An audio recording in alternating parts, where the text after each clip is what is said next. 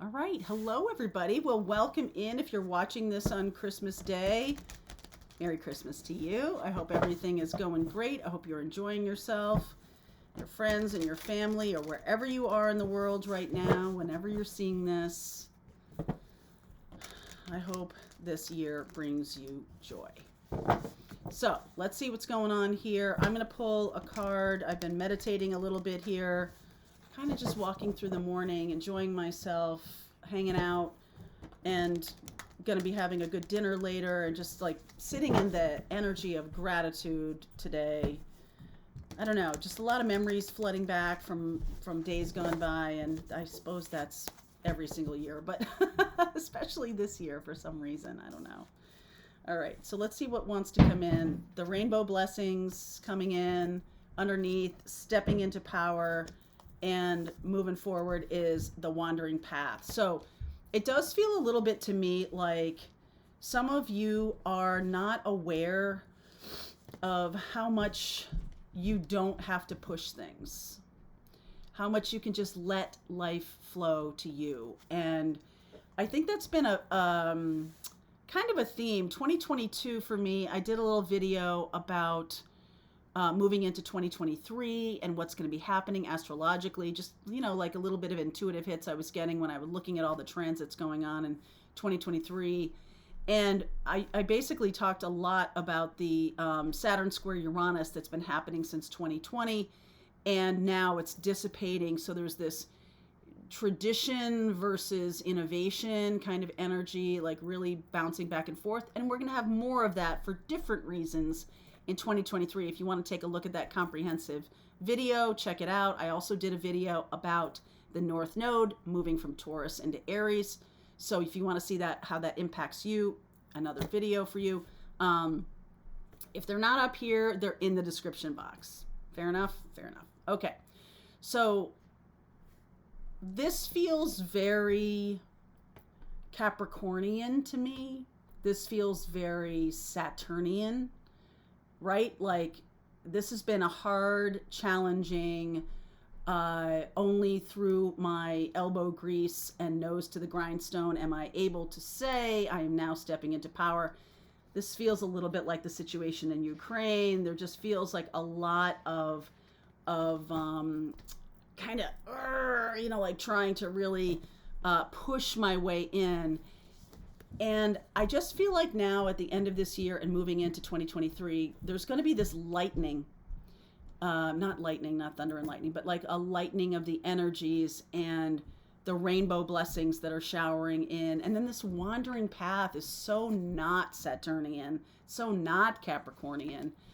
It's much more like allowing, very feminine energy versus very masculine energy here.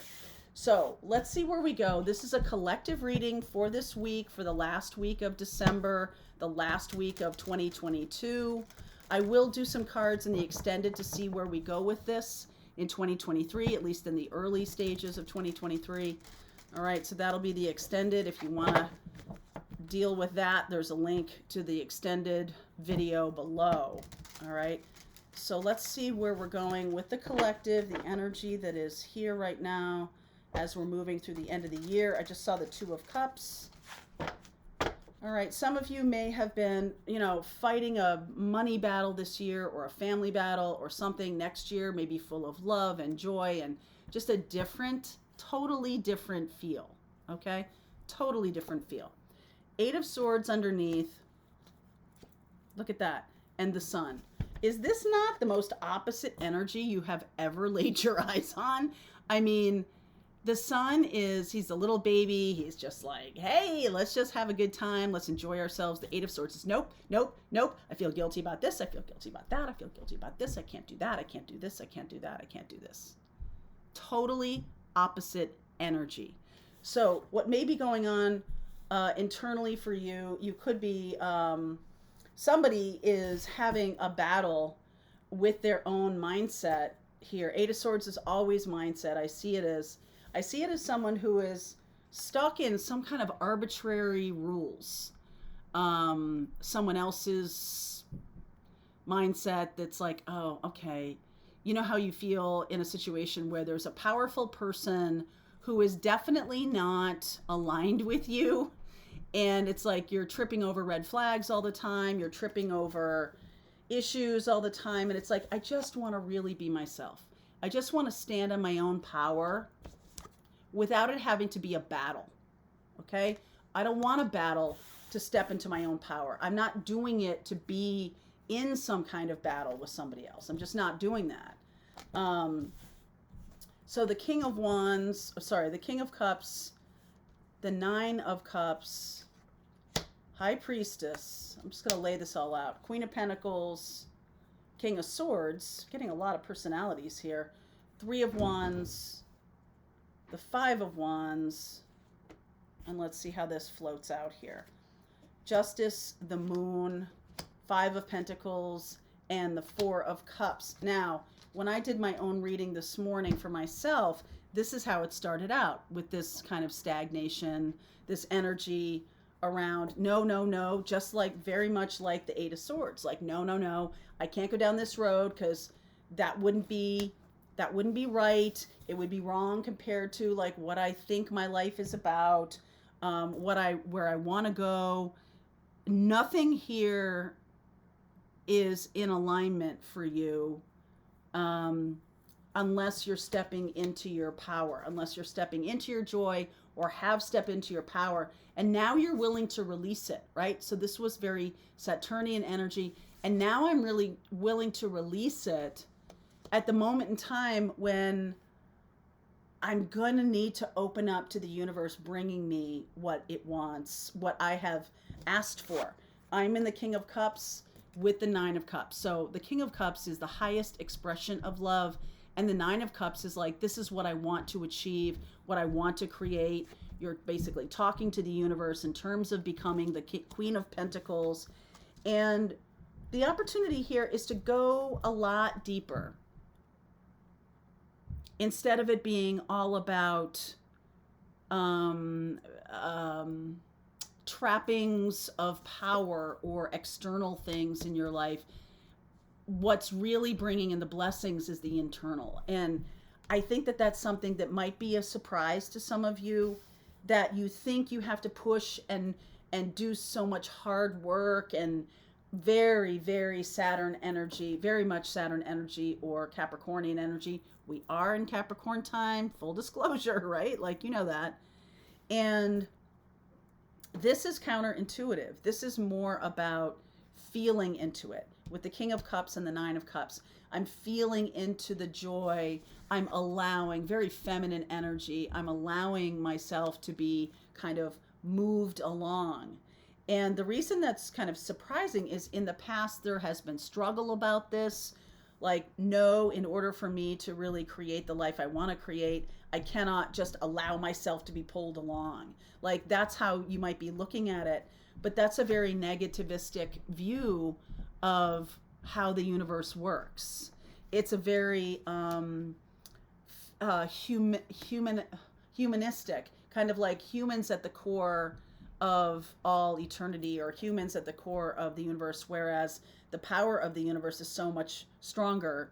And we are here to kind of navigate the flow of things, to manifest into what we want, and then allow the universe to bring it to you. If you're in this place of like, okay, I'm manifesting, but then I don't believe in it, I've got to push and struggle and jam myself into, round square peg into round hole kind of feeling there. Instead of being very nurturing and kind to yourself, allowing yourself to feel more, feelings is where it's at when it comes to manifesting. You can think all you want, right? We have a Western idea of a very strong brain, a very determined kind of, we're, the center of the universe and we're putting out the effort. But I feel like what's going on here is the universe is trying to say to you, hey, you've asked. Now you've got to allow it to come in. And that feels powerless to some people. It feels like I'm not doing enough. I must work harder. But the hopes and fears here are the fear of loss. there's definitely a fear of loss. There's a fear of not doing enough. And then, because this is fear, right? The moon is fear. And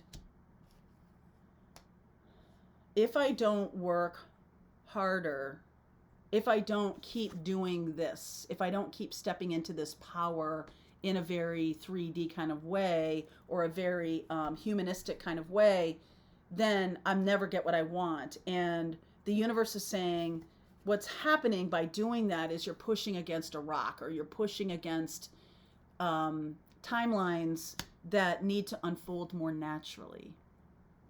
And that can feel a little bit weird, because you're like, okay, but I've always, the King of Swords down here, how you got here is like, I got here through my own brain and wits and courage and capability and Charlie. I got here from doing this.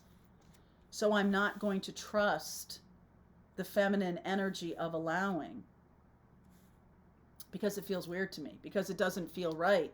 I like that this Justice card is here. You're showing up. So the King of Cups and the Justice card are the two cards that really represent you in this reading, and you in terms of the collective, right? And what's being asked here is to be less push, okay, more allow. The Four of Cups, we're going to clarify that for a second. King of Wands, right? We're used to it. 10 of Wands, Hanged Man, release and let go, Fool. This is a brand new day. This is like counterintuitive manifesting. And I know that some of you who are really good at manifesting do know that actual real manifesting is counterintuitive to a system that really rewarded push, action, activation. But what's going on now is the universe is saying, you know what? There's not enough feminine energy here to activate, or to bring in the manifestation that you're trying to create. There's not enough feminine energy. So you keep push, and you're like, why isn't it showing up? Why isn't it showing up? Because you keep push. The answer is allow. Stop pushing, because you've already gone over the edge here. The 10 of Wands is here. So we've gone from the 5 of Wands to the 10 of Wands. So now the answer is surrender. That's what real manifesting is. It's feeling into the energy of the thing you want to create, and then trust in the universe that it is coming. And I think there's a big lesson in here for the collective about not pushing instead of surrendering, right? Surrender, Hanged Man, and the Fool. Surrender to the new energy of this wandering path, of allowing the rainbow blessings. You can't control this. And the more you try to control it, the more fear shows up, the more loss, or the more kind of a negative representation of receiving. Like, it's not valued if I don't push. It's not of value to me if someone gives me something. I have to be the one who is burning the midnight oil, putting in all the time and effort in order for the thing to show up. That's when I find it valuable. So some of you may have had gifts show up to you, and because you didn't work for them, you don't feel like they have value or something like that. You might disregard a gift that someone is bringing to you because it's not how you would have done it. And there needs to be a more balanced notion here of seeing. So let's say, okay, we'll just make let's make something simple here. You want to have a bountiful feast, and you go and shop for everything, and you're working hard, like, in the middle of the night, you're putting that turkey in, and you're putting all the trimmings together, and the oven dies. Happened to me one Thanksgiving. And because that happened, all the neighbors brought us pieces of the meal. And I do remember thinking for a split second, how ingracious of me to think, if I didn't put it together, if I wasn't cooking it, then it wasn't from me or something to my family, that it wasn't, it's not that it wasn't good enough. It's that I was somehow robbed of the ability to be like, look at how hard I worked or something. And it made it less of a gift for me because of my own perception of things. The way I was looking at it changed it into something that wasn't gratitude. I didn't feel a lot of gratitude that day. And I remember distinctly thinking that night, I felt gratitude when the oven died and people brought stuff. And then when people were eating it, it was like, well, that's not my sweet potato pie. That's not my green bean casserole. That's not my stuffing. And it wasn't that I wasn't grateful. It's just that I was like, I'm not getting the adulation that I wanted because I didn't cook any of this. And I remember that thinking to myself, being a little bit obstinate or being a little bit. And so I think the bigger message, I mean, that's an example of this, but I think the bigger message is that the universe is trying to bring in these gifts. So if you get blocked or stopped or bogged down, if you're trying to push and do something really hard, the gift will flow in, and it's like you kind of have to see that for what it is and have gratitude for what that is. And it's a whole different new way of manifesting your gifts. Okay. And it's like opening you up to the attitude of gratitude is something that is going to open up to new rainbow blessings and all of that. And like allow things to flow in, even if you didn't like how they showed up. There's gifts coming here. There's big gifts coming here, and there's big recognition. There's big awareness. There's like this small nonsense of this 4 of Cups and 5 of Pentacles and 5 of Wands. It's just so small and not meaningful. Not meaningful. So at the end of this year, what's being asked of us as a collective is see the beauty in the unexpected gift, in the unexpected kindness, even after feeling like everything is going to shit, right? Like the beauty of embracing a situation as it is and being super grateful for what you're able to receive is the message here. So I'm going to continue on. I want to see how this unfolds into 2023. It does seem to me that there are friends and relations and fellow travelers on this path, on this wandering path, who are going to bring you blessings beyond what you might be manifesting. So don't close your eyes to those things or stop it or not be grateful for it. These blessings are going to be much bigger, more encompassing. They may not seem that way in the beginning, but let's keep going, okay? So this is for the collective for this last week of December. Let's see what's coming in. I'm going to look at how this unfolds into 2023, but also any kind of money and love and just expansion that might be coming into. So we'll do a couple of different spreads here in the extended. If you want to continue on with me and see how we float into 2023 as a collective, the link is below. I'll see you over there.